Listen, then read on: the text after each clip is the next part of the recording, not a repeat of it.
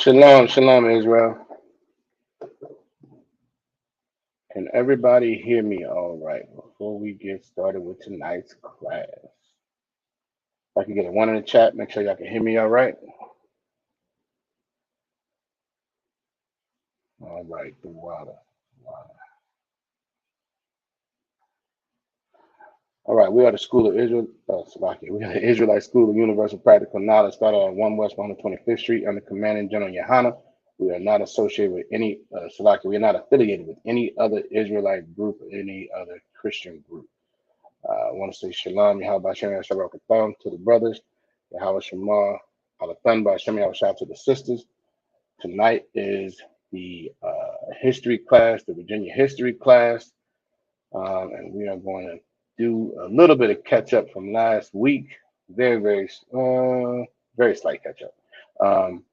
But as you all can see, we have a different title for this week. Last week we were talking about America's original sin, and we went over how our First Nation brothers and sisters were the first um, nation to be oppressed the way they were by this kingdom.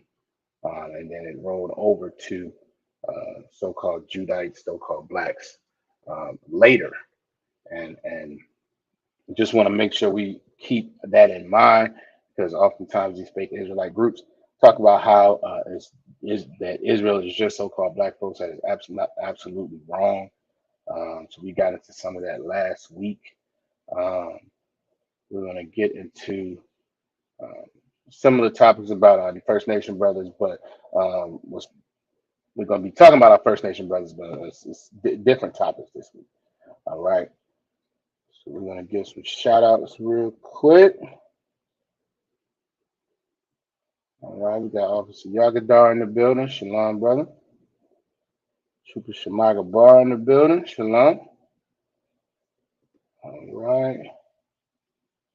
Who else? Let's see. We got my Rib in the building. All right. And we got Miss Coco in the building. All right. Shalom. Shalom to y'all. All right. As you all can see the title, Esau is the biggest warmonger on the planet. Um, Wanted to get y'all's perspective, right? So we love the participation to get y'all chiming in. What are some wars? Not so much. No, I'm not gonna get into that. What are some wars? Because Esau loves his wars. There's almost nothing better from Esau's perspective than a real good war. Um, Obviously, we have some of these current conflicts going on over in the Middle East or whatever. But what are some other wars? Like there's been a fair amount of them. So this country's only it's less than 250 years old, and there have been a fair amount of wars. So who can give me some wars that Esau has been in? One second.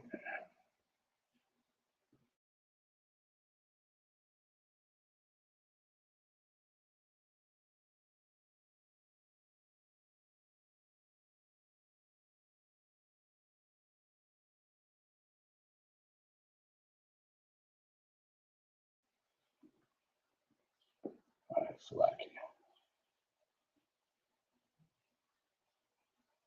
all right, my rib said the Gulf War. That is absolutely true. What are some more? There's a good amount of them. And they're not all just military wars. Esau's government likes to declare war on uh, movements, if you will. Who can give me some of those also?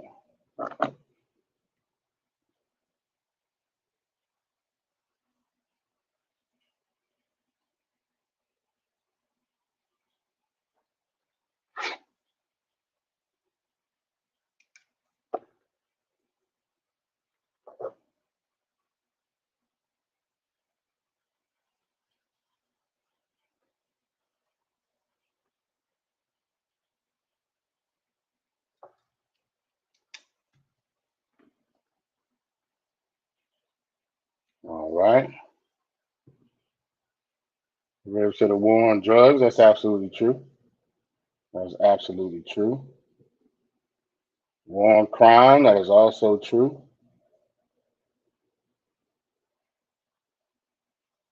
Obviously, Yagadah said the war on drugs also. Absolutely. Come. All lives matter. Not sure what you mean by that, sis. The war on all lives matter. Just want to make sure I'm with you. Expound on that a little bit more for me.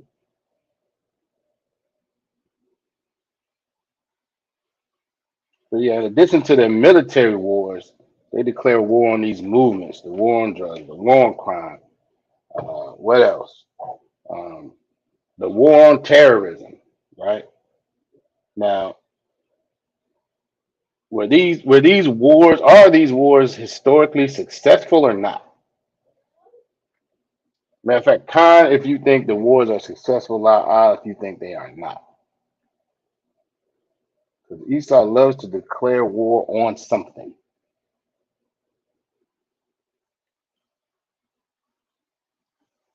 There you go. Khan, obviously, I said American Indian Wars. Absolutely. Obviously, Yagadah, Mexican border war. Absolutely. There you go. There has been a ton of them. Sister Ra'ai said, they have not been successful typically.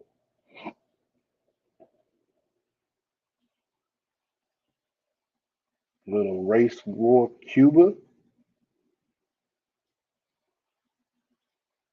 Not sure what you mean by that. I might not be familiar with that one, brother. Help me out. What's that one? So I can pull this up. All right. You have Banana Nicaragua wars. All right. So this is what I'm gonna pull up, right? Let's see if I can find it.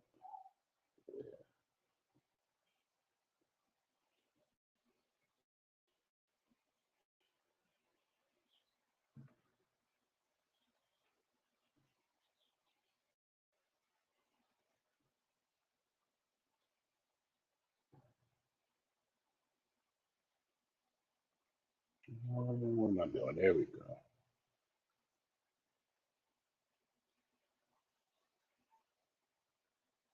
Okay, Con. Little Race War 1912, part of Banana Wars. Con. So that's gonna get. I'm gonna get into that to that good point in a second. Obviously, I can, right. Occupation. Ah, rolling with them. Occupation of Veracruz. Occupation of Haiti. Absolutely. Now these are all wars. The ones that Officer Yagadar bringing up are technically. I don't think they're considered to be quote unquote American wars, but they're all wars that America was involved in. All right, because that's what else this country does. That's what else this government does. It will involve itself any and everywhere on the planet, right? So just for as far as quote unquote American wars, though, and we're gonna get into that in a second too, though. So you have, let me see. Obviously, you got the Revolutionary War. And let me know if y'all can see this. Okay, you got the Revolutionary War. Got the War of 1812. Now it says the Indian Wars. We're gonna come back to that. The Mexican War, Civil War, Spanish American War, World War One, World War Two, and you got the Korean War, Vietnam War, Desert Shield or Desert Storm. That's the Gulf War. All right, and then you got the Global War on Terror, which is the current war that's been going on now for about 22 years, almost 22 years that this has been going on. And these are just the wars that this government recognizes that really they either initiated or was the direct one of the primary combatants in. Now, most of these other ones that Officer Yagadar are naming are ones that they were also involved in, and it's a ton more because, as he put it, very well said, Esau is a bloodthirsty beast. That's absolutely true. Now, to put this in perspective, that's something like 12 wars. This country is less than 250 years old. On average, that's a war about every 20 years. You take into account that oftentimes these wars last multiple years. You're having a lot of conflict. You have almost the same amount of conflict when you have peace. Again, because this beast is bloodthirsty. And we're gonna go to Genesis 27 and 40. Let me get over that.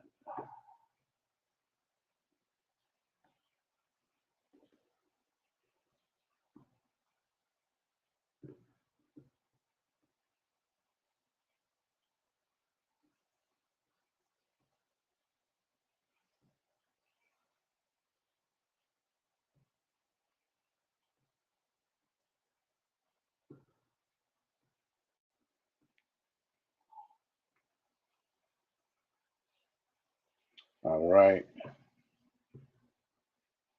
Uh-oh. Messing up. There we go.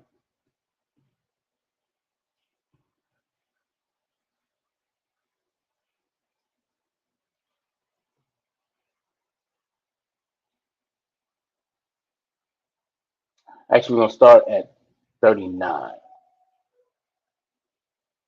Says, and Isaac his father. Now, this is right after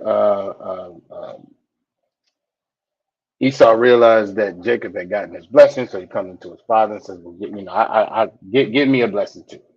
Right. So it says, and Isaac his father answered him and said unto him, Behold, thy dwelling shall be the fatness of the earth. Esau is, listen, the fatness of this planet, all the things that are to be carnally enjoyed in this planet, that's what Esau is able to just fill himself with. Again, we say it all the time. This kingdom, this America, allows anyone and everyone to to fully just partake of anything their heart desires, anything their stomach desires, anything their sexual desires ask for. This country allows you to do it, and that's all over the earth. That's pushed. That's what. So Esau's whole perspective is that they need to spread so-called democracy all over the planet. So they spread their wickedness all over the planet. That's their mission. That's what they want to do. That's oftentimes why there's all these conflicts that they're not directly tied to, but they insert themselves in this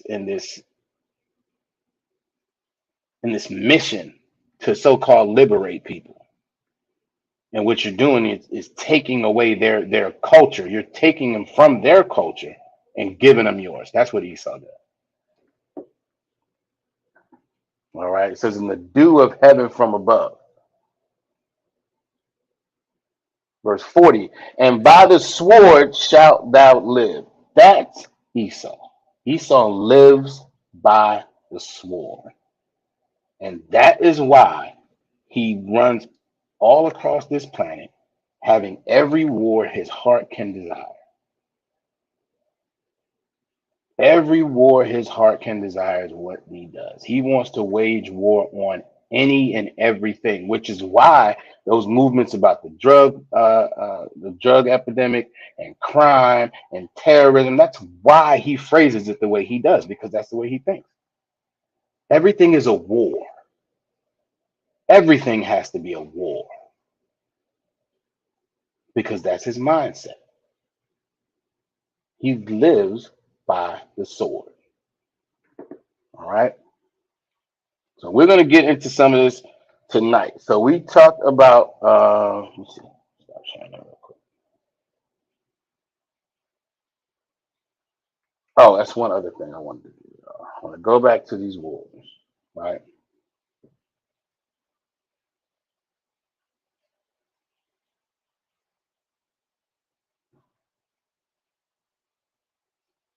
The Indian Wars. Can you all see that date? Kanala'a. The Indian Wars. Can you all see that the dates that it ran approximately?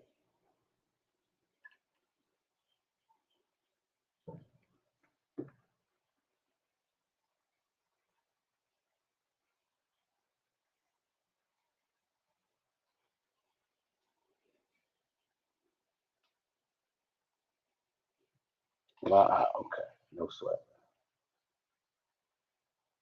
I'll make this section.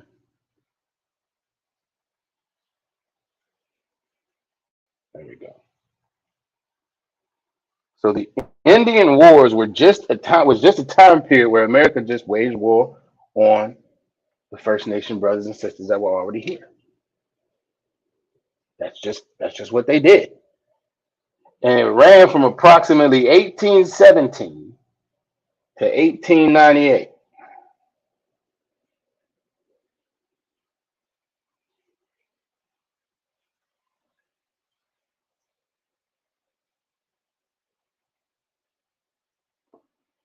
That is 81 years.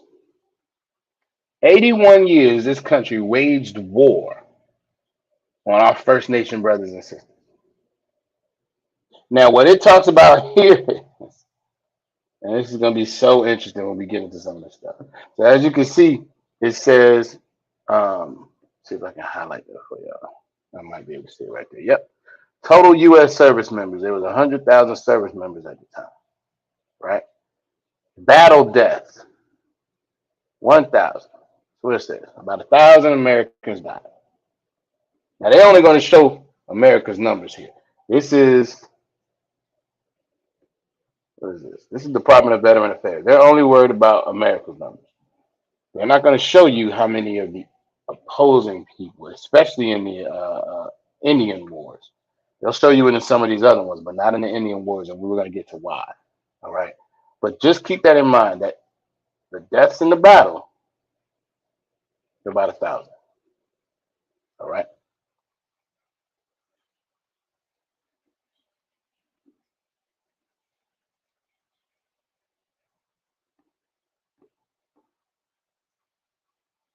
One more point. This thing has 1817. We're going to see that that's absolutely wrong. All right. It started so much earlier than that. All right. And we're going to get into that right now. Uh,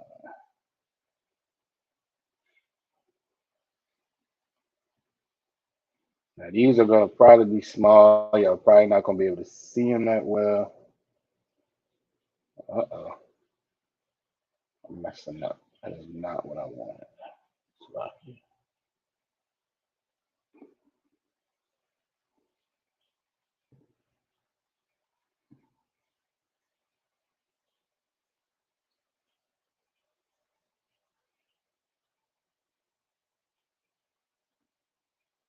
All right, hold on.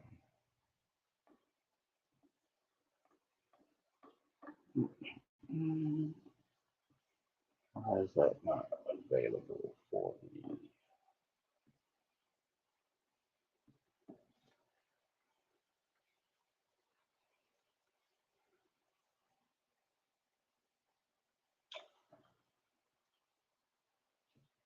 Y'all bear with me. Hold on one second.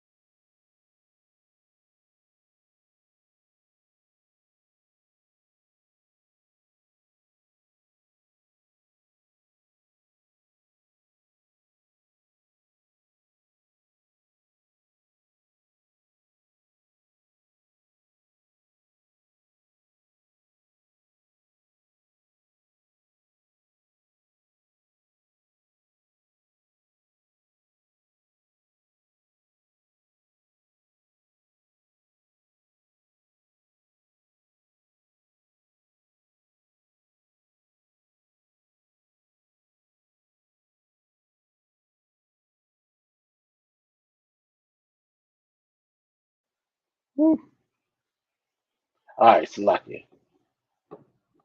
Y'all bear with me. Can't be too much this evening. All right, here we go. I'll see Rash Mark in the building. Shalom, Yabashim Rashakta.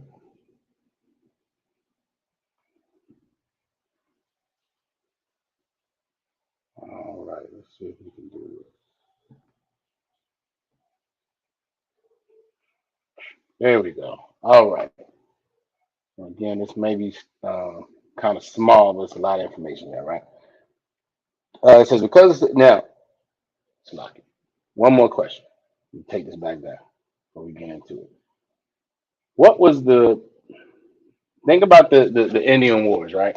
What was the purpose from the oppressor's perspective,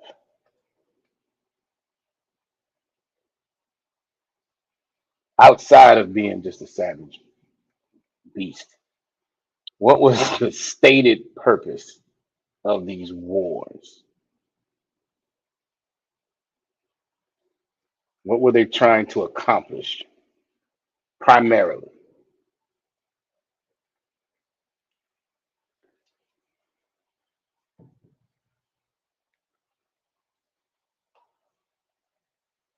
Who wants to give it a shot?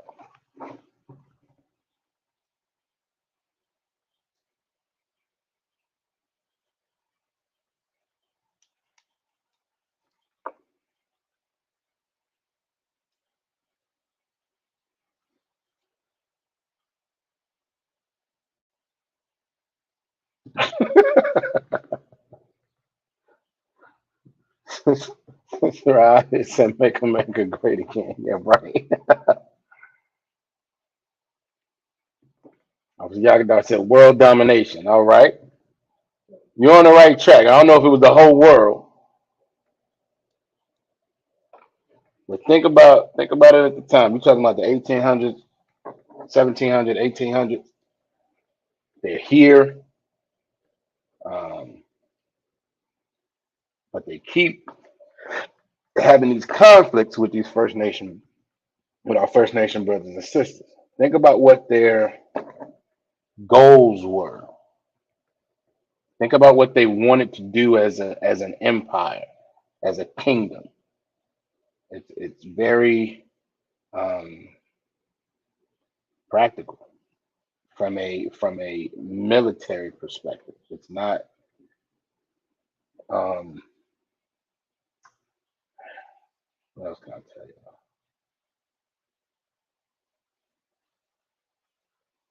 World domination is close. It's just not that large.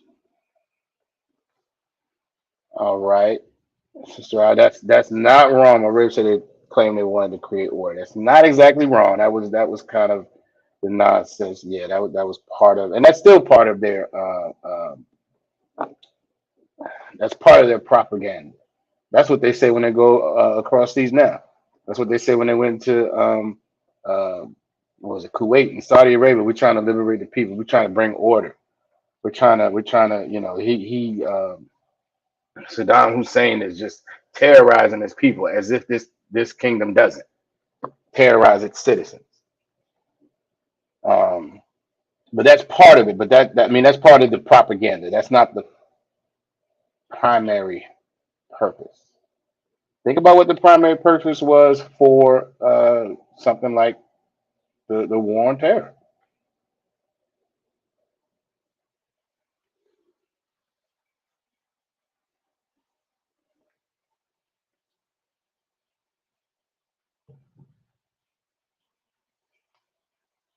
What was the purpose of going over to Saudi Arabia? What were they trying to accomplish?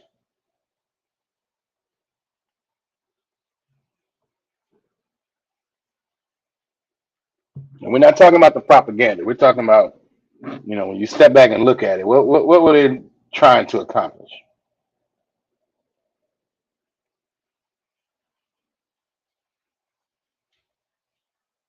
Who wants to give it a shot?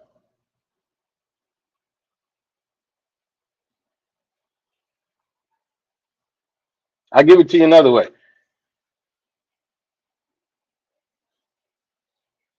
Going all the way back to the 1700s, early 1800s. Think about what changed for America between the late 17, early 1800s, and 100 years later.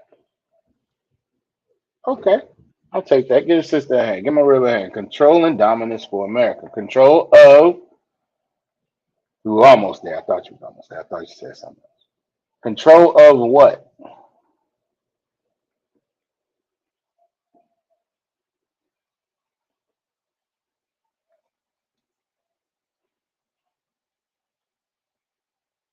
All right, for time's sake, I'm gonna give it to you. What they wanted was land. That's what they wanted. We say it all the time about how they came over here and they stole land. It's exactly what they wanted. That's exactly what the whole purpose was. They wanted to get the land so they could get the resources on the land. They can stretch their empire. That's why when Officer Yagabar said world domination, not quite right then, but definitely the domination of the land. They wanted all of the land that they could get, so that they could control the resources. And again, we see they just became a absolute superpower.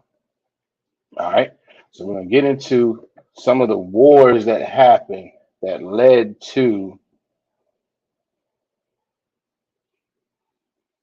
acquiring this land and how they were able to get it. It says because a significant number of Indians, this is our First Nation brothers and sisters, consistently rebuff demands that they cede their lands, meaning give their lands up. Our brothers and sisters like, no, we're not gonna do that. We're not gonna do that. We're not gonna come in here and just take our land. We're not gonna give it to you. We're not with that, right? It says, and because Americans were determined to acquire them anyway, meaning they listen. We want to buy your land. Maybe we have a deal. Maybe work out something. No, we're not interested in that. Okay, we're gonna get it anyway. So let's figure out. I mean, that's what they said. So let's figure out what they did. It says, and because Americans were determined to acquire them anyway, the United States constantly pursued war against Indians. Constantly pursued war against Indians. The next sentence says, indeed, America was born fighting Indians. That's the nature. That's the origination. That's the foundation of this country. War, bloodshed, and stealing of land. And anybody who says anything other than that is an absolute liar. That's the truth. All right. Because in early phases of the Revolutionary War, most Indian nations allied with Great Britain in large measure because they saw a new settler nation as an unprecedented threat to their lands. Same thing that has happened continuously between uh, all the tribes of Israel that are here. We typically align with whoever Esau is having conflict with in hopes that it will alleviate our oppression. Now we know now that that's not how this is done. We have to come back to the law, statutes, and commandments in order to get our oppression or get some relief from our oppression. But that's typically what we do. We've talked about it before between the Civil War. Even when they were in the Civil War, we aligned ourselves with the North. Even the Revolutionary War, we aligned ourselves with the British because our oppressor here, not that they're different, they're the same oppressor, but our oppressor here was so much more wicked from our perspective that we would align with the enemy. Again, not the way to do it, but that's what we always do. All right. Because in 1779, the United States declared war on them. Now, again, this other thing said 1812 is my point. This is 1779. The United States declared war on the, I'm not going to try to pronounce that because I'm going to mess it up, but I do know how to pronounce the Iroquois, to punish them for raids they had undertaken to roll back colonial settlement. The object, in George Washington's words, now this is the so-called founding father, right? A lot of people say he's the greatest man, the greatest president, so on and so forth. The object, in George Washington's words, was the total destruction and devastation of their settlements. He's talking about so-called Indian, so-called Native Indian. He wanted the total destruction and devastation of their settlements. This is what our brothers and sisters had to deal with. And while we oftentimes, especially in here in the school in the ISUPK, we understand the reality of it. But oftentimes, I think not only us, but definitely people who are not in the school, there's a disconnect because we don't see our Native Indian brothers, we don't see our First Nation brothers and sisters like that on a regular basis. And the reason why we don't is for things like that, because this country sought to totally destroy and devastate. And so our brothers are most of them are relegated to reservations and things of that nature, which is just another word for the ghetto. All right. But let's keep going. It says the number of the Iroquois directly killed by the American army was around 200, including some women and children. This is going to be a common theme we're going to hear. Esau does not concern themselves with women or children. And as the scriptures say, matter of fact, Deuteronomy 28 and 50. Let me grab that real quick.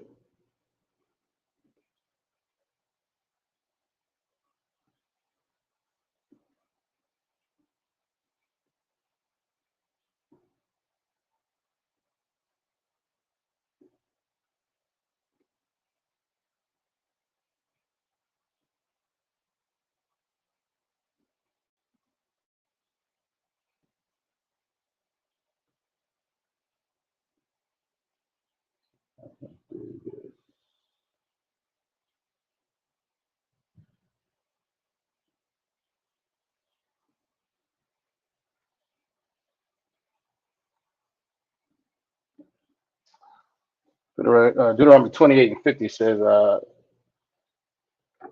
of fact, we'll start at 49. It says, the Lord shall bring a nation against thee from far, from the end of the earth, as swift as the eagle flieth. We know that eagle is Esau, not only America necessarily, but all of Europe. So many of those European nations have the eagle as their mascot. That is what this is referencing. That is what this is prophesying here. As swift as the eagle flieth, a nation whose tongue thou shalt not understand. We don't understand. We did not understand this nation's tongue. This is why our original tongue is Hebrew, which is why we have a Hebrew class that is taught every Friday night, so that we can, as so-called Blacks, Latinos, and First Nation people, can get back to understanding what our language is. All right. Verse 50, it says, a nation of fierce countenance. This countenance means the face. The face of this nation is fierce, which shall not regard the person of the old, nor show favor to the young. No one is safe with this wicked bastard. Okay. And that's why, again, you were going to see a recurring theme that that there was a disregard for women and children, whether there was a all-out battle, whether folks, our brothers and sisters were in retreat, it did not matter. All right, we're gonna get into it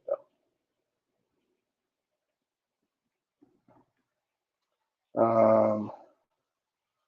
Says though as many as 1,000 died from disease, primarily dysentery and smallpox, the starvation in refugee camps.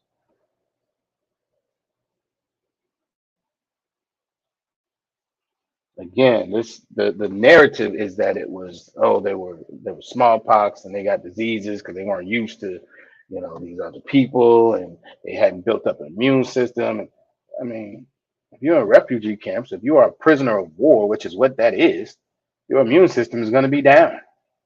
But it's not necessarily a function of what your immune system, the health of your immune system. It's the conditions that you have these folks in. It's the conditions, and even now, it's again on the border with children in cages. 85,000 children missing. This is Esau. This is what Esau does historically and today. I want him to say it over and over again tonight. Says in some instances, Indians were able to take advantage of their knowledge and the terrain and the vulnerability of U.S. forces to achieve resounding victories, which is kind of cool. I like that. We're going to pop a little collar because they was doing a little something, as much as they could. You know what I mean? They was fighting back. It says in 1791, a force of, I believe you pronounce this as Miamis, I'm not sure, Shawnees, Kickapoos, Weas, Delawares, Potawatomi, that word. Sidebar, you see how much of our Native Indian brothers and sisters uh, affected and still affect just the naming convention. Delaware, Miami, we're going to get into Wisconsin and some other states. These are all things that they named after our First Nation brothers and sisters that they were hell bent on destroying. Wicked, just devil, Esau, the devil, the Bible speaks of. It said that others launched a surprise attack on the invading U.S. expedition and killed 600 troops, over twice the number that was killed in the better-known battle as Little Bighorn. Which again, I'm proud of them brothers. I'm proud of them brothers right there. You got to, applaud them where you can. Because for the most part, though, Indians were unwilling to risk massive casualties. They were especially concerned to protect women and children. So you'll see a contrast here.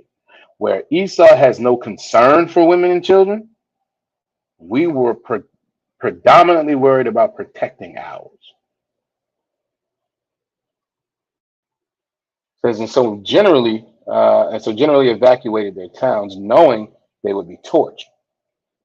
All told, from the late 1770s through 1815, which is when this other one started. The other one, I think it was 1812. Let me check that real quick. 1817.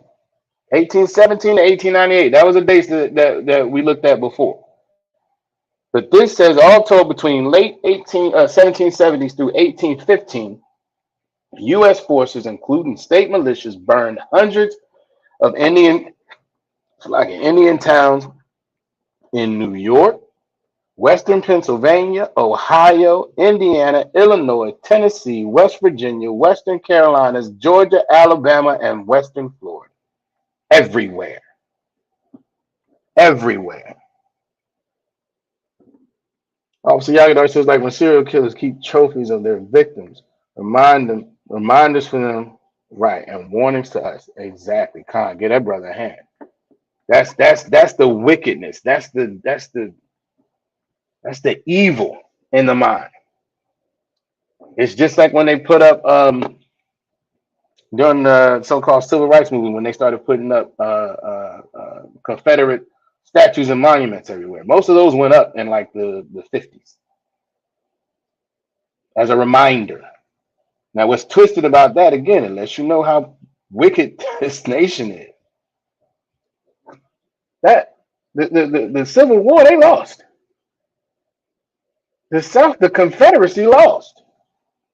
But yet, when it's time, oh, you want some freedom? You want to be treated fairly? You don't want to be oppressed anymore? Well, let me put these statues up to remind you of your history, to remind you of what we can and continue to do. Diabolical. This the press is the worst. The devil the Bible speaks of. Because in most instances, Indians' intelligence gathering systems alerted them to pending attacks, so U.S. forces found towns empty of most inhabitants. Sometimes, however, U.S. forces managed to achieve surprise. When they did, they demonstrated little restraint. They just slaughtered them. They just slaughtered our people because they have no concern. They have no care about the young. They have no care about the old. They have no care about women. They have no care about children. They are absolute, as Officer Yagabar said earlier, bloodthirsty beasts.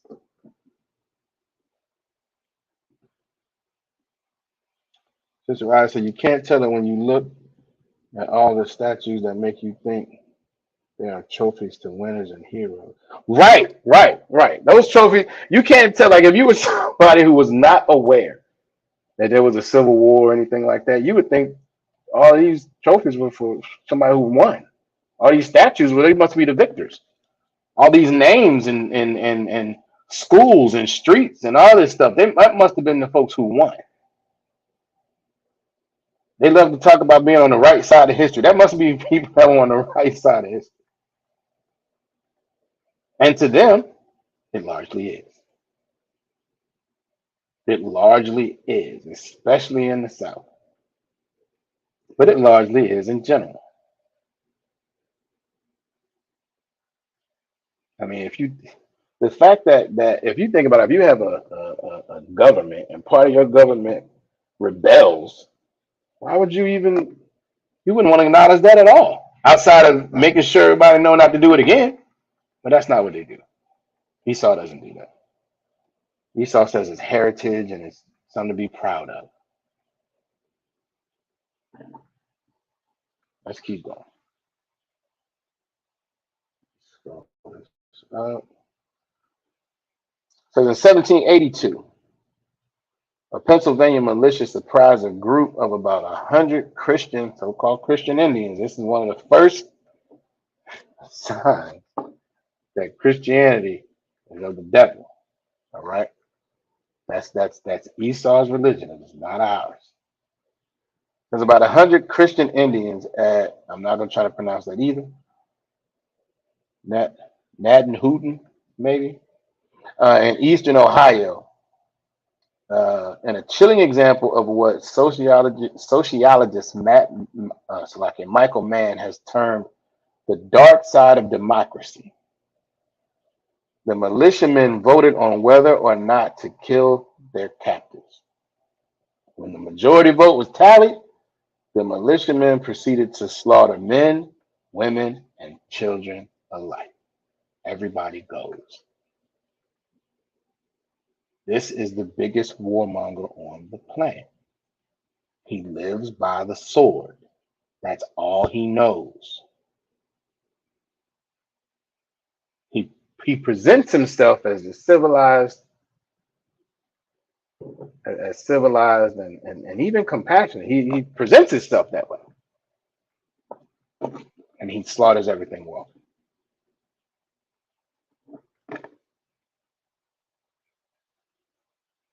All right. Because in the early 1810s, and again, we're still not to 1817 that the that the vets say. What was this? What was that? The Department of Veteran Affairs. We're still not at 1817.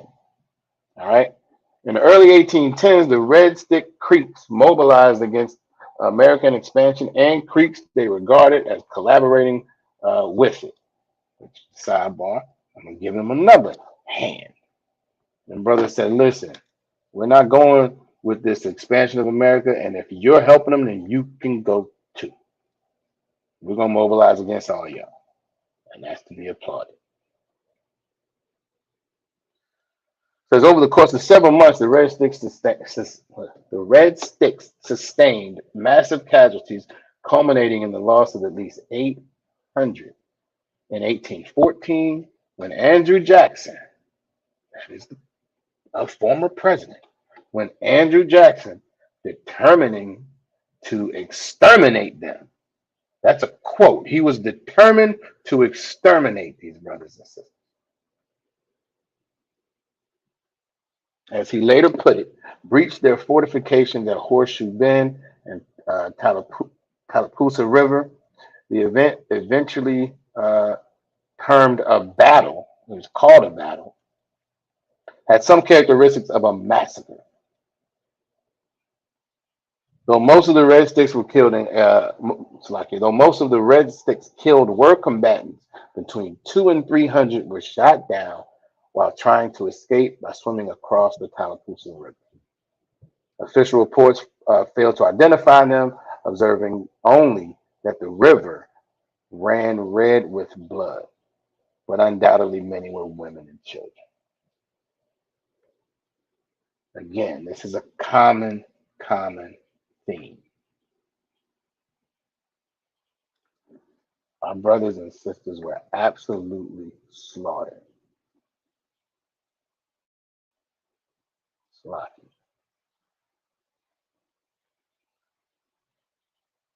Says as a general rule, U.S. military operations against Indian communities carry an inherent potential for wholesale violence against combatants and non-combatants, or in the language commonly used at the time, extermination.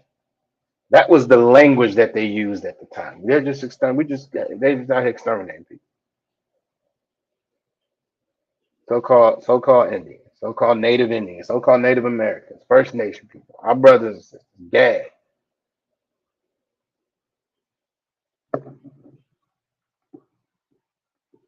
They just exterminated. That was their mission. That was the protocol. That was the effort. That was the purpose. We're just going to exterminate. I just lost my place. Lucky.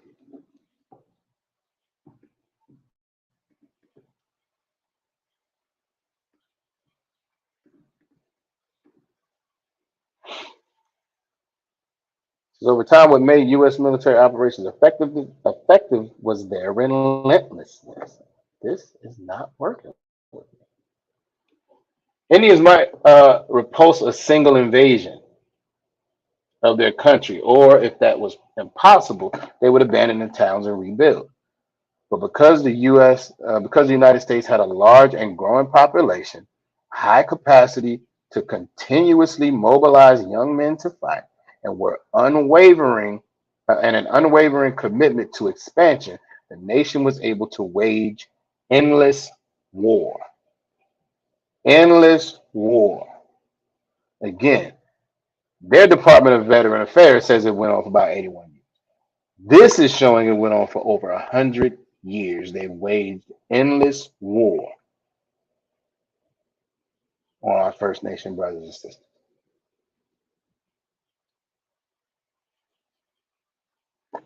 Right. Oh,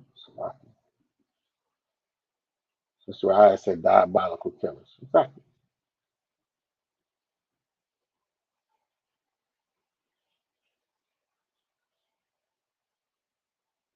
Con.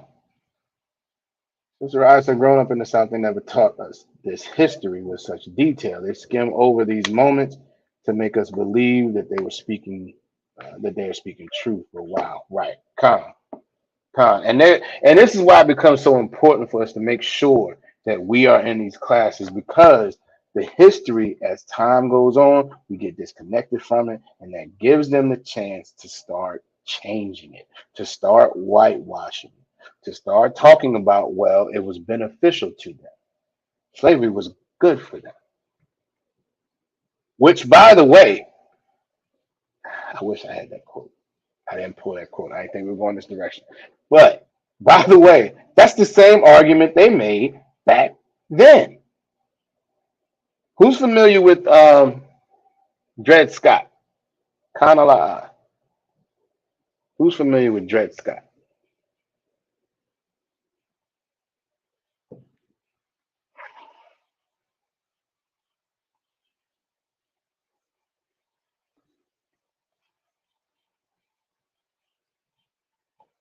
Or the Dred Scott case might be a better way to say it.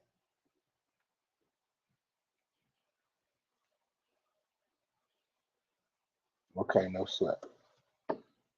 No sweat. No sweat. All right, so Dred Scott was a he was a slave who I knew I was young and I was going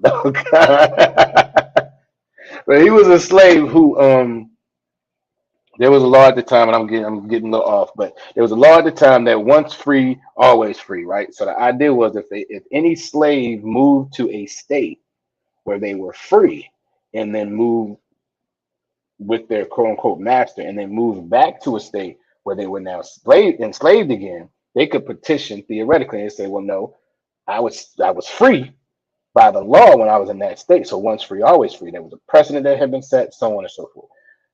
I'm giving you the quick version, but this he went back and forth um, in the court systems for I think something like 11 years, suing for his freedom. And not only his freedom, but his wife, I think, and his children. And um, there was all this back and forth because they didn't want to grant it, so on and so forth. But there's one point where there's a judgment that comes down from the state Supreme Court. It might even be from the actual Supreme Court. I can't remember. But there's a statement where the judge writes how that slavery is beneficial to black people, and that's why we need to stay enslaved. Now, fast forward. Oh boy, DeSantis saying that in Florida. Because again, this stuff doesn't change. It sounds so shocking to us when we hear it, but that's what they think.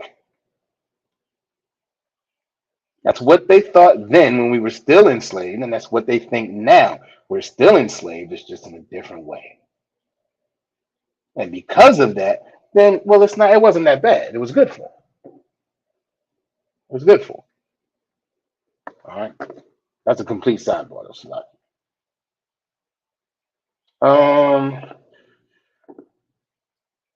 Where was I?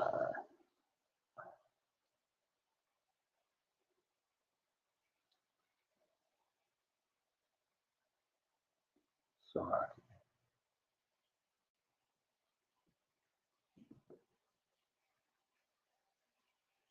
Right. And they're teaching our youth that. Exactly. Exactly. That's what's going to be taught in schools now.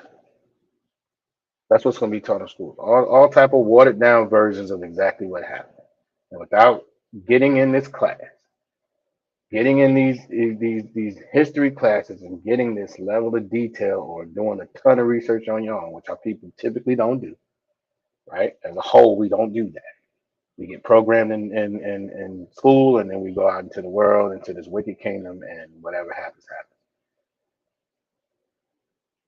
And that also makes us softer over time, not understanding, not having a tie to this history. It makes us believe that, oh, well, it wasn't that bad. It makes us believe, well, no, I mean, that doesn't affect me now.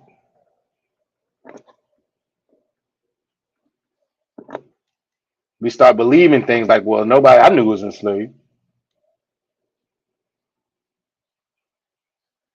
That makes us softer. That makes us more apt to join, to stay joined with this wicked oppressor as opposed to separating ourselves, gathering ourselves together as old nation not desired, as the scriptures say. All right.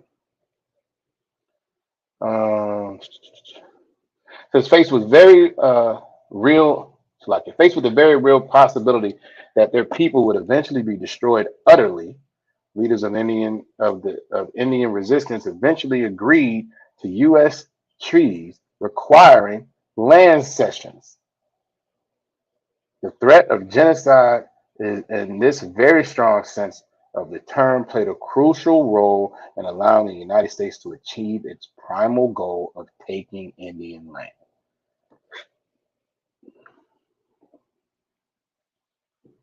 Right. As the sister said, to marry and to trust him, exactly. Because we look at it, we'll look at it like, well, that was a long time ago. Nobody's like that now. You know, people I go to school with, Esau that I go to school with, Esau that I might work with, they seem like they all right. They seem nice enough. And the next thing you know, our guard is down. We're completely weak. And as the scriptures say, we don't follow the laws, statutes, and commandments, so we have no wisdom. And then we start joining with them, and then we get into a worse and worse place. We'll get into a worse and worse place. Nobody gets better because, again, we've gone over information of how There are statistics that are worse now than they were 40, 50 years ago. 40, 50 years ago, we didn't have a drug problem when we were separated. Not like this. 40, 50 years ago, we didn't have Esau policing our neighborhoods. We policed ourselves. We still weren't under the law as we should have been, but we were closer to it than we are now because now we've joined with this nation. Now our brothers think it's a badge of honor to get some money and go get the oppressor's daughter. That's a running joke. Get some money and go get yourself a white girl. As if that's the goal. As if our sisters in the 12 tribes of Israel are not, listen, anything you can absolutely desire, brothers. 12 tribes, we got them in the 12 tribes. I don't even understand. I don't understand. I think I've said it before. Any brother who I hear say they want an oppressor's daughter, I just automatically think they're weak. They're weak. You know, our sisters got some energy. They got some, they got some spunk, if you will. And if you man enough, you'll be able to handle that system. And if you're not, then come into the school so you can get training on how to handle that system.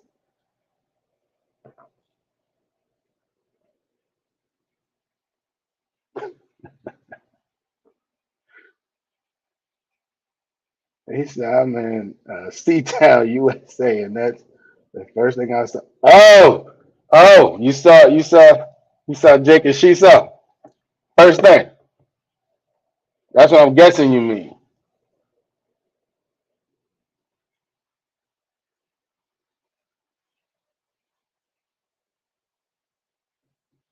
They must be eating food with raisins and cat.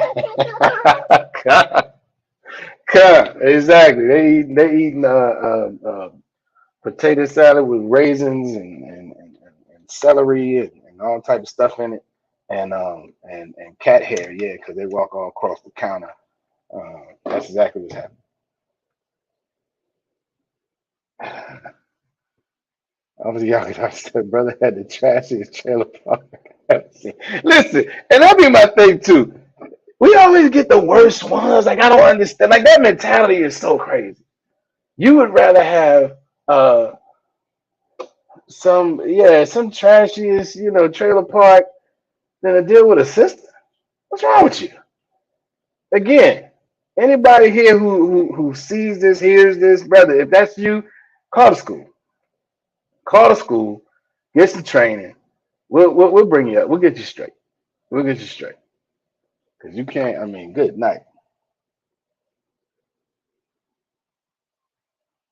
Right. Obviously, y'all said well, years ago they would have strung him up while she lied and said it was rape. Right. Right. And that's what people want to act like again. That's another example. We want to act like we didn't see that. That didn't happen because it was so long ago. We get so disconnected from our history. Don't get me wrong, I get it, it's painful. But that's all the more reason why we got to be aware of it. That's all the more reason why we got to come back to the law, statutes, and commandments. All of these things should be motivating us.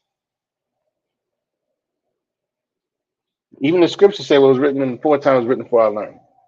Obviously, I'm paraphrasing. But that's talking about obviously the Old Testament. But our history matters. We need to know it.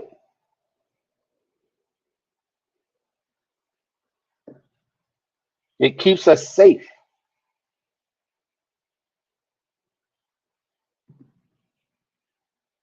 Save. Oh, they be trying to save him. I think that's what she means. It's just horrible. It's horrible. But yeah, listen, the war that was waged against our First Nation brothers was just about taking their land, and they were relentless at it. Absolutely relentless at it. All right, keep going.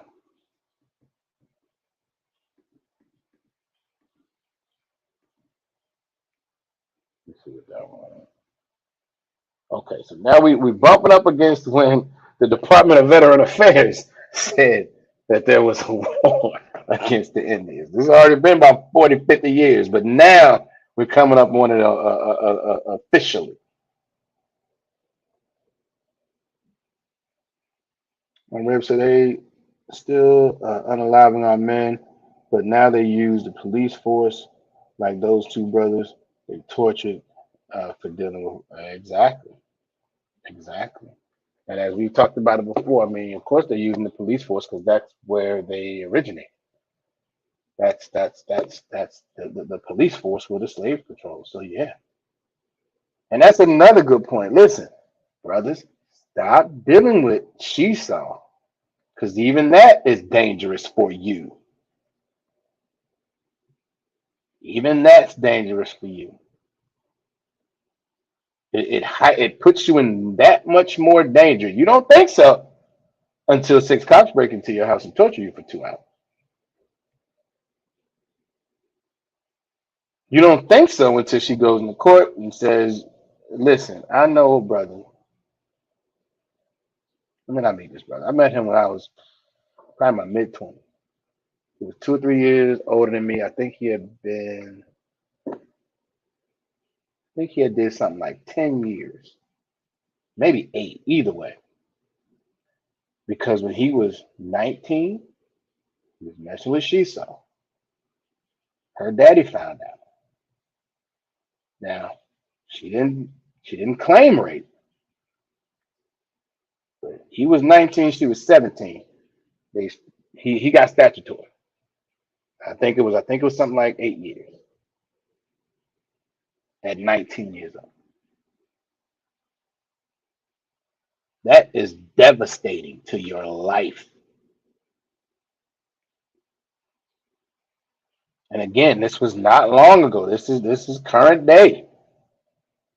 This is not 50, 60 years ago.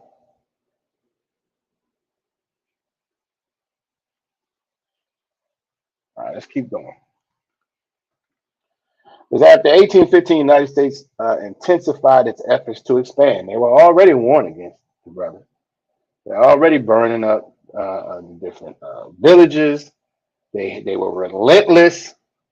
They waged constant war. This is everything that was said. And in 1815, the United States intensified its efforts to expand.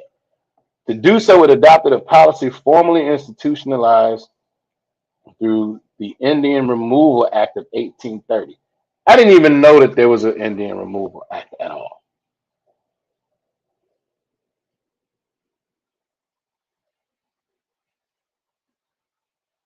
Oh,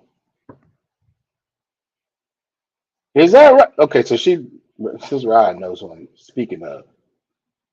Are you are you talking about the same thing I'm talking about? Or are you guessing? I just want to make sure we're clear because I don't think I realized that. So, Sister Rod, that they waited for him to turn 19. Was that? Are you guessing? Or are you clarifying the details of the brother? Okay, she says she knows. All right, but damn. Again, this is the precedent the devil the Bible speaks of.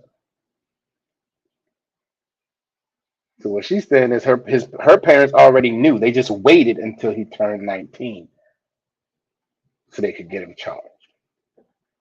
Stop messing with these other nations' daughters.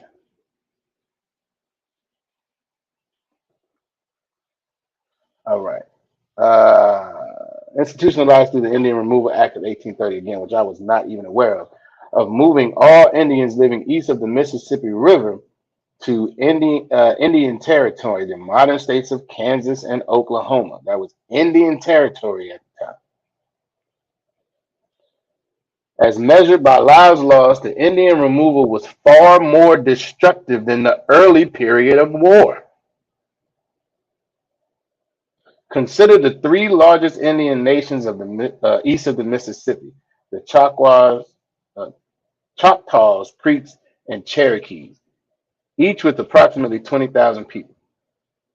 During the removal process in the 1830s, approximately 2,000 Choctaws, 4,500 Creeks, and 5,000 Cherokees perished, mostly from intersecting factors of disease, starvation, exposure, and demoralization.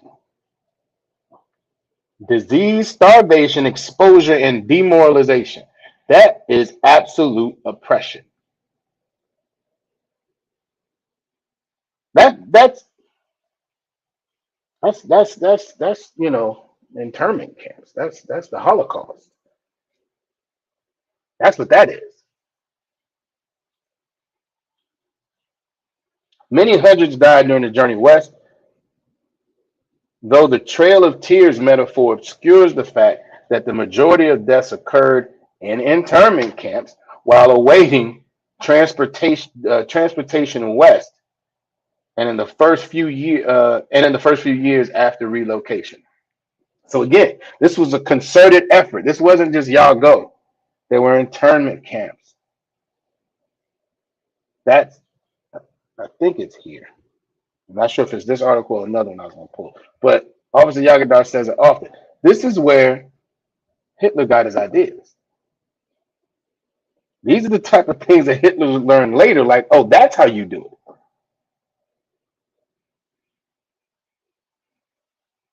He learned from America how to deal with the so-called Jews or so-called Jewish people. He learned on how America dealt with Israelites. That's how he learned how to put those things in place. All right. So the death toll for all three nations, close to 20%, is equivalent to 60 million for the current U.S. population. Imagine 60 million people gone. People were all up in arms about COVID. Imagine 60 million people gone.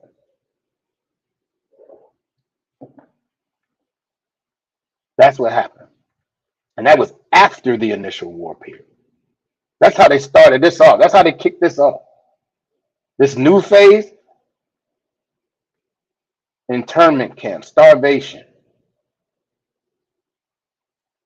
disease, exposure, demoralization. They broke our brothers and sisters down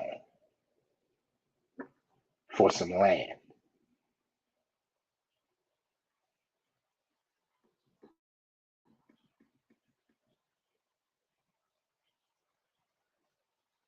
To secure Indians' compliance to relocate, the federal government depended on threats.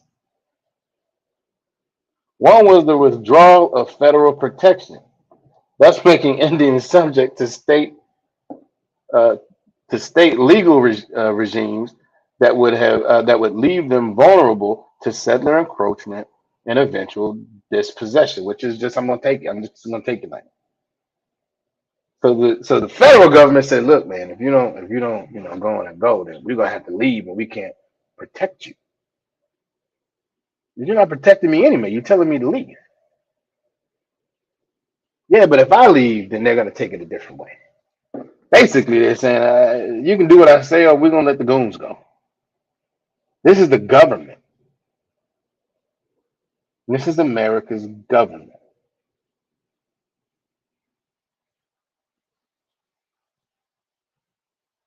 Horrible.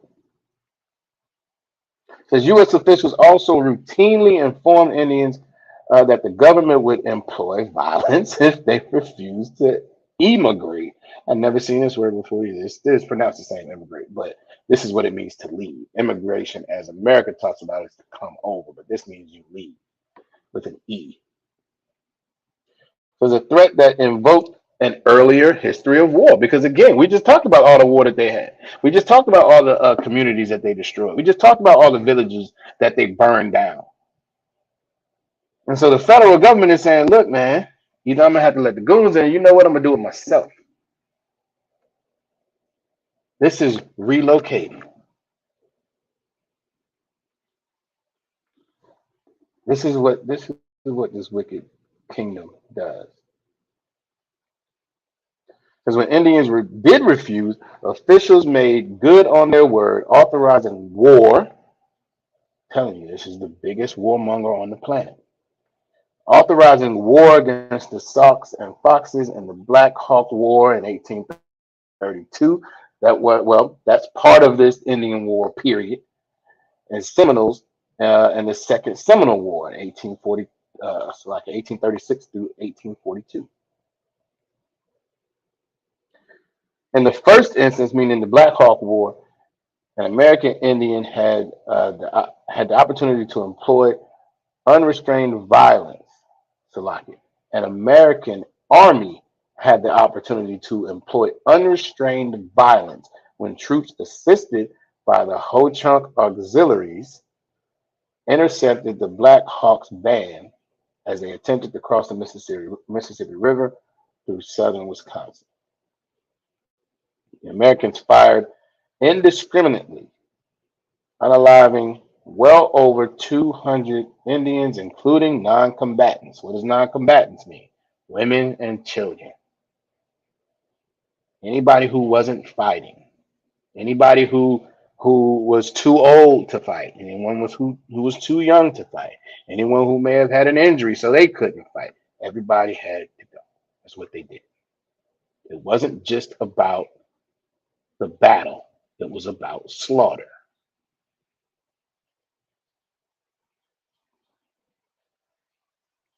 Because in Florida, and it's just referencing the Seminole, the Second Seminole War. It says in Florida, where the terrain and climate were unfavorable for military operations, the Army had a much more difficult time finding, let alone surprising, Seminole settlements, and so resorted to tactics such as seizing Seminoles during peace negotiations and sending them to prison.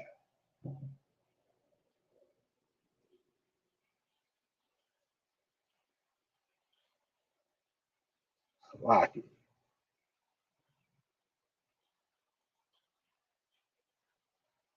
Exodus, not Exodus, Ecclesiasticus, I believe it is 12 and 10. Wow.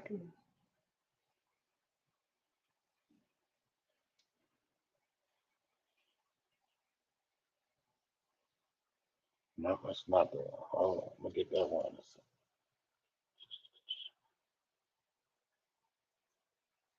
There it is.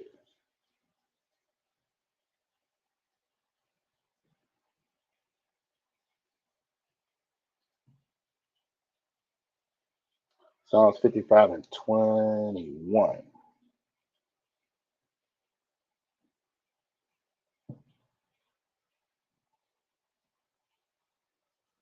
Psalms 55 and 21 says, the words of his mouth were smoother than butter, but war was in his heart. This says, let me get back to it. It says, because they could not surprise them with war and attacks, it says, they resorted to tactics such as seizing Seminoles during peace negotiations and sending them to prison. Their words are smooth as butter, but war is in their heart. You tell somebody, hey, listen, why don't you come to the table, man? We're gonna talk, we're gonna work this thing out. We're gonna figure this out. You got your side, I got mine. Let's just see where we can come to some common ground and so on and so forth. Those are peace negotiations. Peace negotiations are, look, man, we don't want anybody else to die. We don't want anybody else, we don't want any prisoners of war. We just want peace. We want to just work this thing out, figure out, like I said, where our common ground is. We're gonna find some understanding. And as soon as they get to the table, they arrest them and throw them in prison.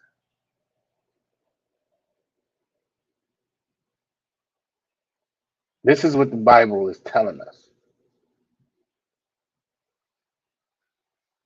Now, Ecclesiastes 12 and 10, it's like Ecclesiasticus 12 and 10,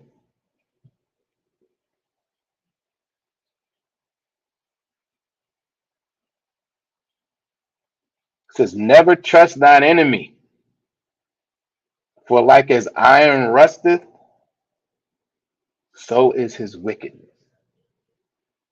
When iron rusts, it rusts. It's a process, and you don't get that off easily. It destroys it. It consumes it. His wickedness consumes him.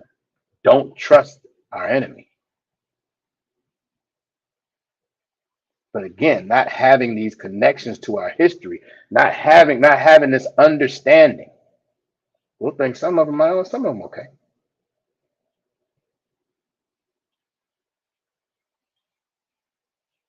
Never trust thine enemy, because his words are smooth as butter, but war is in his heart. All right, let's keep going. It says, although no major massacre occurred during the Second Seminole War, military officers frequently called for the extermination of Seminoles. And so the absence of massacre was not due to the lack of disposition, but the absence of opportunity. They just couldn't figure out how to get them. They couldn't deal with the land. They couldn't deal with the terrain. They couldn't surprise them. They just couldn't get the opportunity to do it. But they absolutely were going to. They absolutely wanted to. That was the goal. They just didn't have the chance. Like other Indians in similar circumstances, Seminoles were often able to evade U.S. troops and occasionally inflict casualties on them. And again, go ahead, Israel. The scholars have begun referring to Indian removal as ethnic cleansing, a term whose aptness seems incontestable. That's what it was. They wanted to absolutely destroy our brothers and sisters.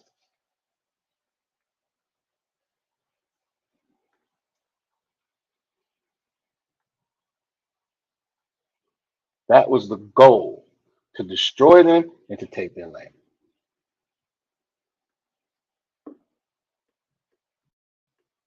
At the end, that might have been all I had on this. Yes.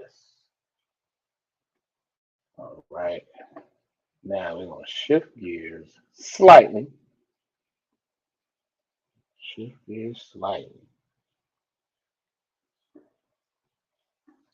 Let me see.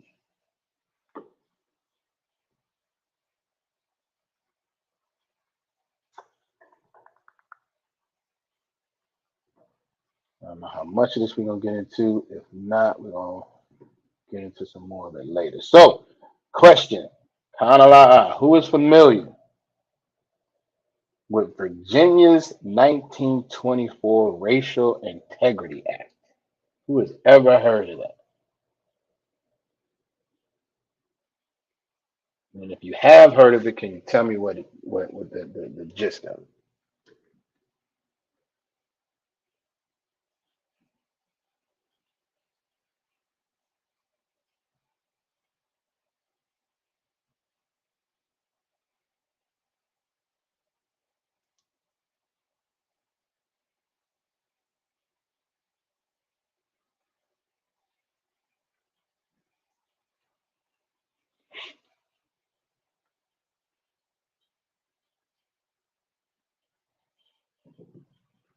All right.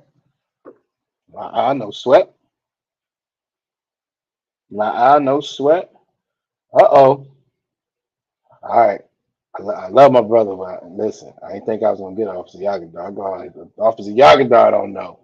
I must be bringing out something. Heck, I'm just joking. Salaki, Salaki, no sweat. We're gonna get into it. We're gonna get into it. All right. Let me ask this: who's heard of the one drop rule?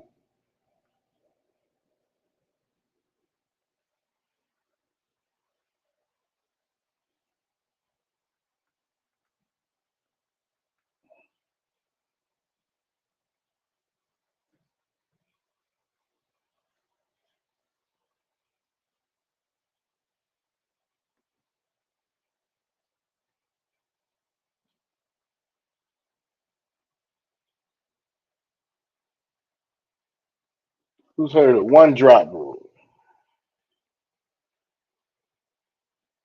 right, Sister ISUPK.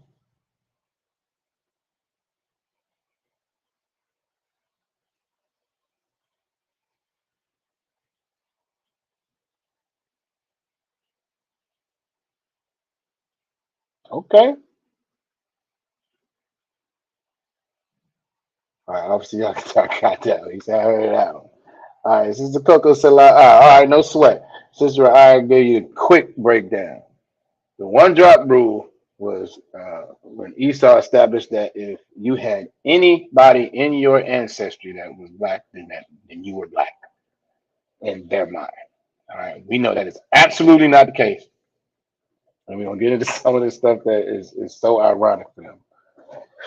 But that like Virginia's 1924 Racial Integrity Act actually is in that same space as the one drop rule, in an attempt to make all these definitions for uh, who's so-called black and who's not. And obviously, we know in here you are what your father is. It makes it very simple. It doesn't have to be.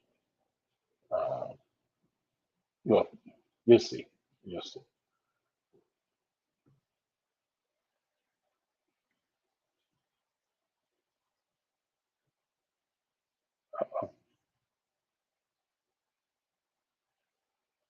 There it is. All right. Says the one drop concept evolved along with the rise of quote unquote science and eugenics and the idea of racial purity. The eugenics, quote unquote science, again, is what uh, Hitler used. That was a big basis of his whole argument and movement. All right. Again, that was something that America adopted first. Because although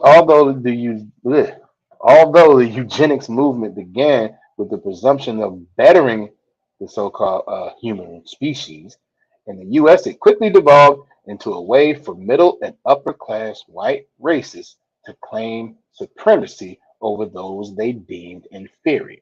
Because the whole eugenics thing was about the purity of a race and humans and how they can be better and blah blah blah blah blah.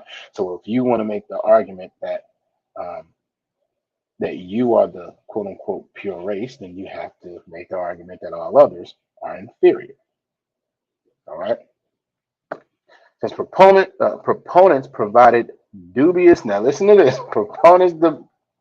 Proponents provided dubious statistics to prove that non-white and mixed blood people committed more crimes and had lower scores on the intelligence test due to their inferiority, due to their inferior heredity, and they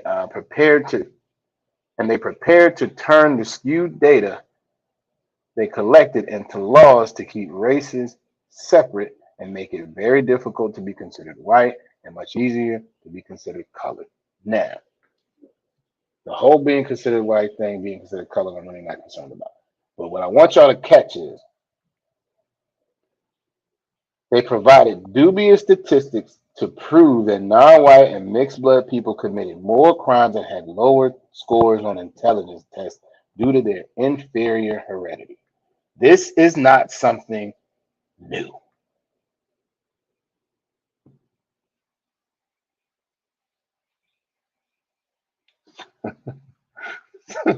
So Cracker could lose his white privilege if he got a blood transfusion. Right, right. Yeah, that's a very good point. That is a very good point. If you get a drop in you, it's a wrap.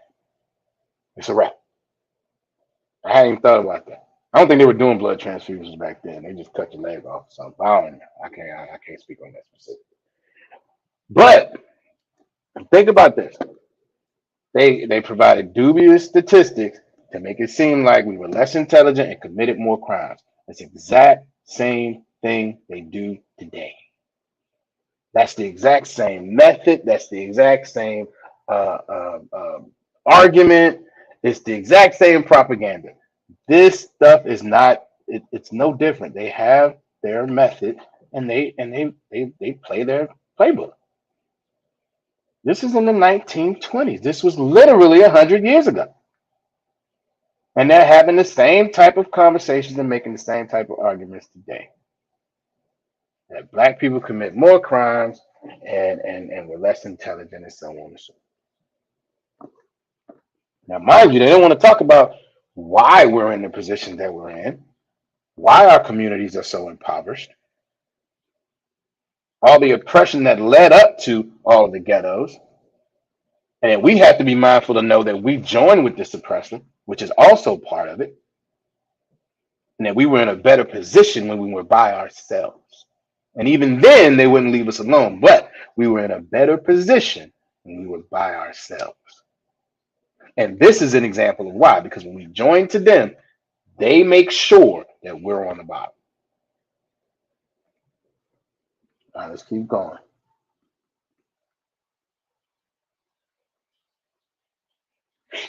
Because in 1875, a landmark Virginia law had defined a mixed race, so-called mixed race, or mulatto person as a person with at least one-fourth of the equivalent of one grandparent, Negro blood.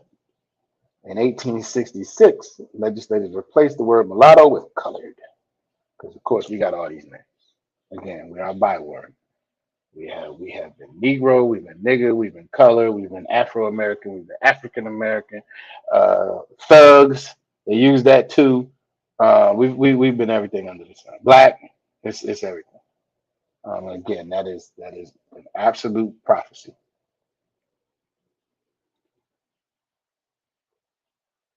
I say this same law also defined as Indian any person who was not colored but had one-fourth or more Indian blood. In 1910, the legislature uh, more tightly defined, more tightly redefined a Negro as one who had one-sixth or more of Negro blood. So again, it's going further and further, right? And again, this is so backwards because, as we'll see, I think it was this article. I mean, some of this stuff would just have been. Oh, it was this article because we're gonna get into it. I ain't gonna give it away yet. All right.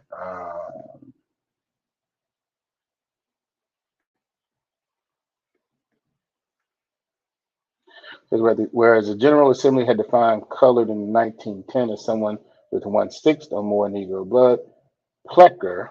Did I get into Plecker? I don't think I got into Plecker.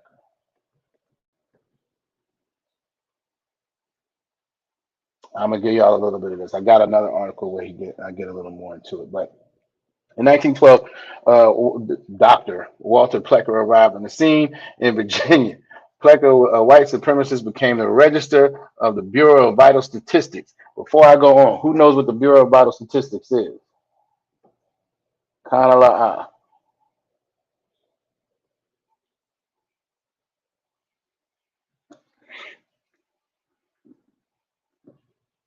It has a slightly different name today, um, but you may still be aware. Kanala.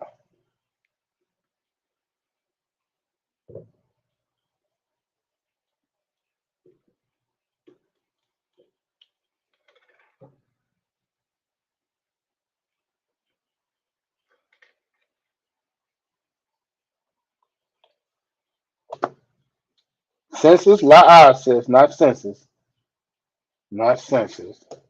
Sister I says she knows. So the Bureau of Vital Statistics, I think it's called the Bureau of Vital Records, maybe today. It's basically just where you go to get right. Sister I said it. Give her a hand. It's where you go get a copy of your birth certificate. I want to say you might go there for no, you go to courthouse for marriage license, but definitely your birth certificate. Copy of birth certificate. That's where they keep it. They keep other records and stuff. All right. So he became in 1912 the registrar of the Bureau of Vital Statistics. All right. But he was an absolute racist. So we're gonna get into this a little bit. It's time to go. All right.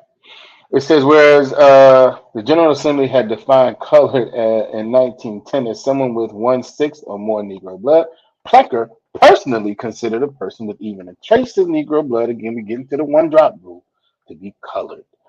Plecker extended his definition to most Virginia Indians because he believed they had inbred with blacks. Even that term inbred.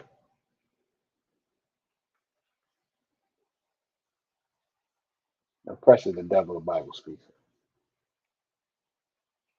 Now, this is I think this is a picture of that. I ain't gonna put them up there. It says in 1924, Plecker wrote two races. Now listen to this irony: two races as materially divergent as the so-called white and so-called Negro in morals, mental powers, and cultural fitness cannot live in close contact without injury to the higher. Now, who is he saying is going to be injured in this situation? Who is the higher that he's referencing?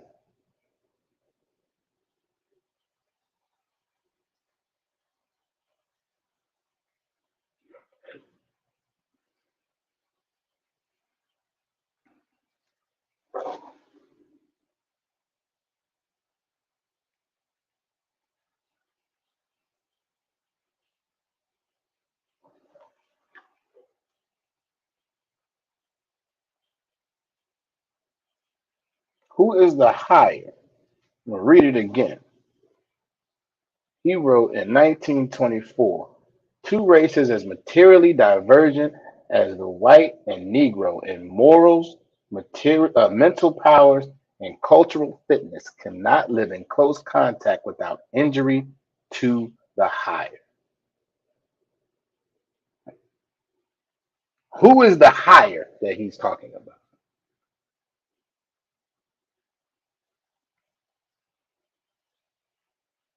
Who's the higher that was going to be injured if they live in close contact?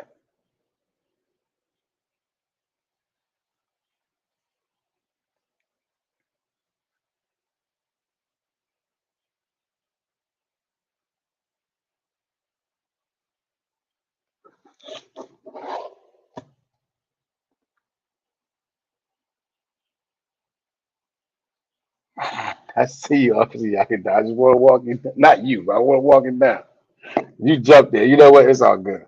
The higher they talk about is this Plecker is saying that Esau is going to be injured if we live close in close proximity. But as Officer Yagadar so eloquently said, Negro is going to get hurt. Oh no, Salakia, I misread what you said. When he said without causing injury to the higher, he meant Esau was going to be the one injured. Right, right. He's saying that Esau is going to be the one hurt if we live in close proximity, if we live in close contact. His argument was we can't live together because we're as Esau, we're going to be hurt. Now, who gets hurt when we live in close proximity? Who's been hurt by us joining? Who's been hurt by us joining ourselves to this nation? Who's been completely destroyed? It's not Esau. It's absolutely not Esau.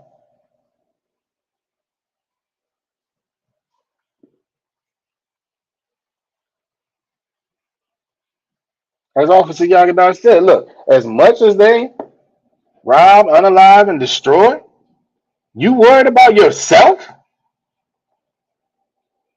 And mind you, this is a short period after we supposedly were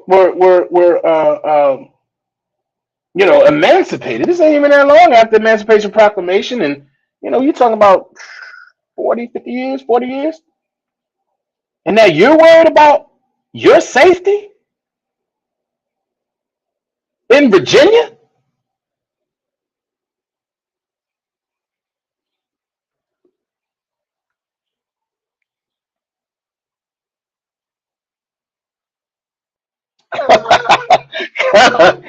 Give Officer Young a hand. They got a trillion. Their school board said trillion. I say one because of the Montgomery bro. At best. But you worried about your safety when literally for the next 100 years you destroyed so-called blacks, Latinos, and First Nation people.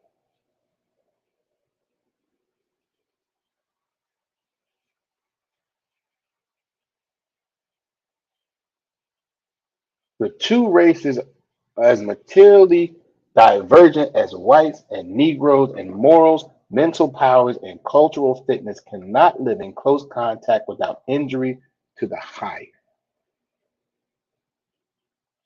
Terrible.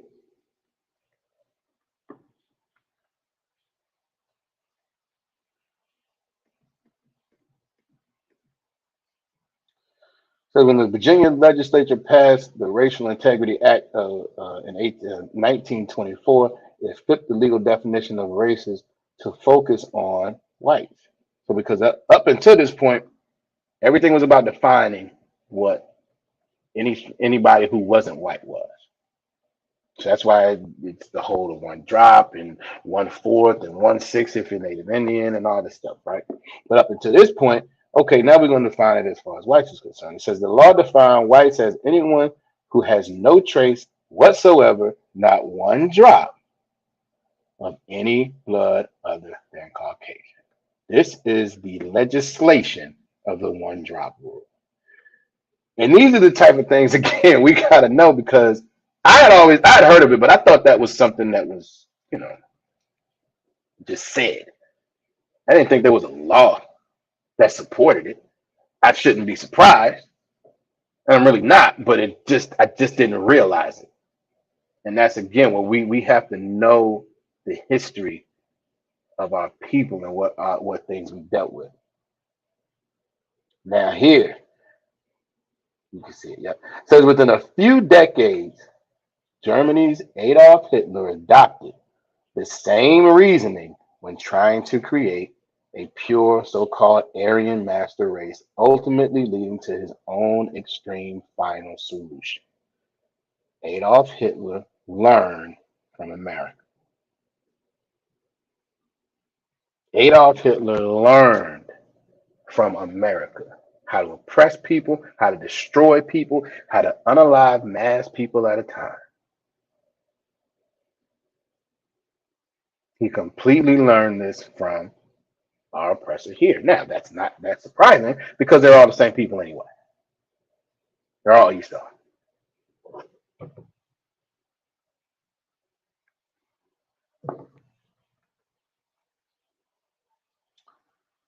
Um,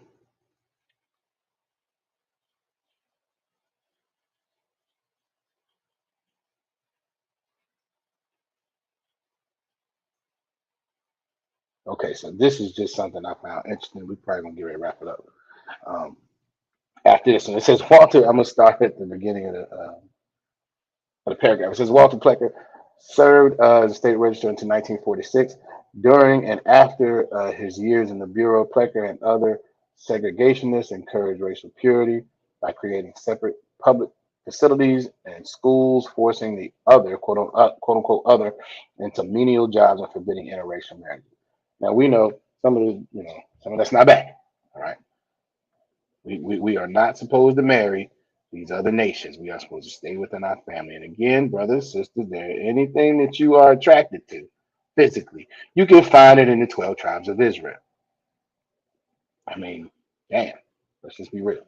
All right. It says the decision made by the U.S. Supreme Court in the now familiar case of Loving versus Virginia. Who's ever heard of this? This is in 1967. Kanala, I had not. Kanala, who's heard of it?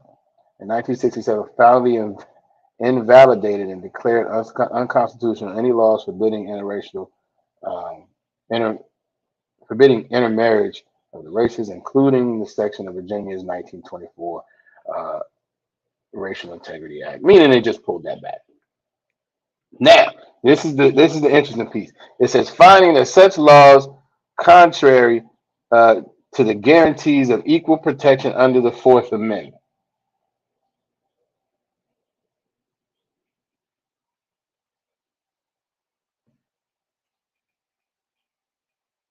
That's true. Movie they made some years back. Okay, kind, no sweat. So now this is interesting, right? This allowed this allowed so-called interracial marriage because before it had been illegal.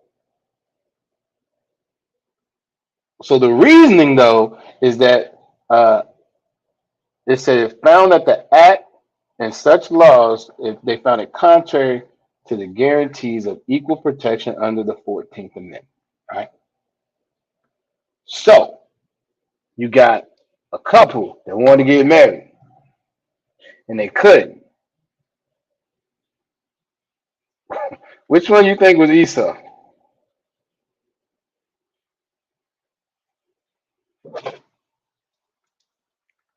Who wants to give it a guess?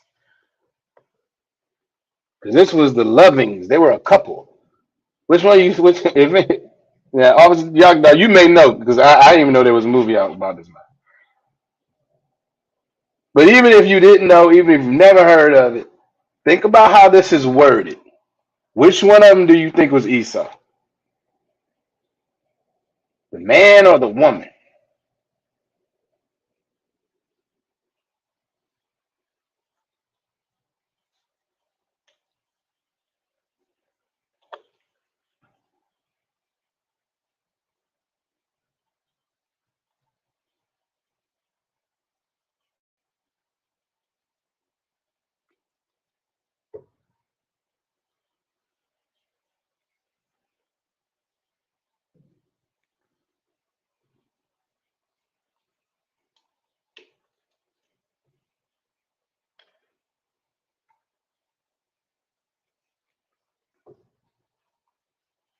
Who wants to give it a shot? You got a 50-50 chance. Was the man or the woman Esau? And if you could give me your thought pattern on why.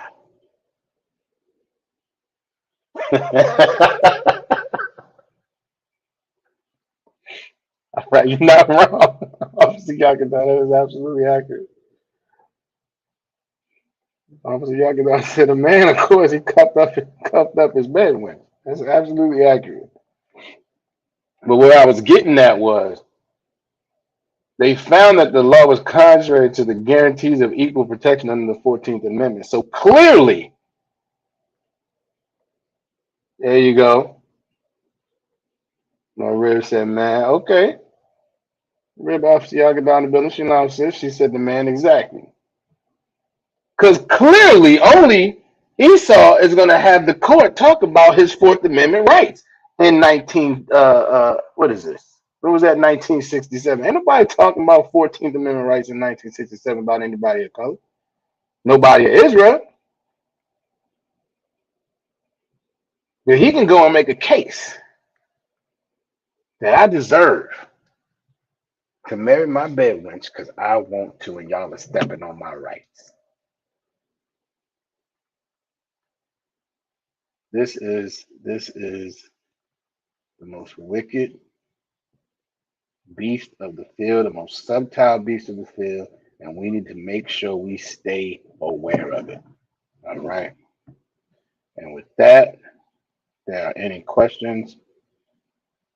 If there are any questions, y'all can put them in the chat before I read these security announcements. Slovakia.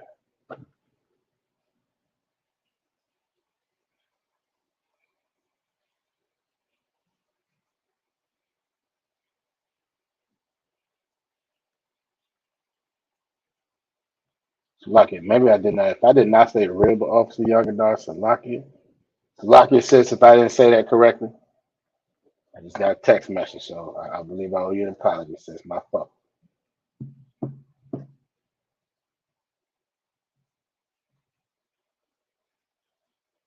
All right.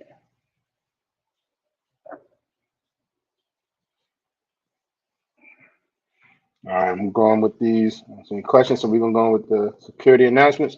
We're the Israelite, Slovakia. We're the ISUPK, started out of 1 West 125th Street. Harlem, New York, under Commanding General Yohana. Rule for new brothers and sisters. When a new brother or sister comes into the school, they are off limits for 6 months. They are to be saluted only. They are here to share themselves with the world. If they need transportation, uh, the teacher will, Salakia, the camp leader will arrange it. After 6 months, if a brother or sister has an interest in a particular person, he or she must get permission from the head to speak to the brother or sister. There's another 6 months in which the brother and sister will court each other. After this 6 month period, the brother and sister will get permission from the camp leader to marry. Tithe, which is a commandment. You can find it in Numbers 18 and 21 or Malachi chapter 3, verses 8 through 10.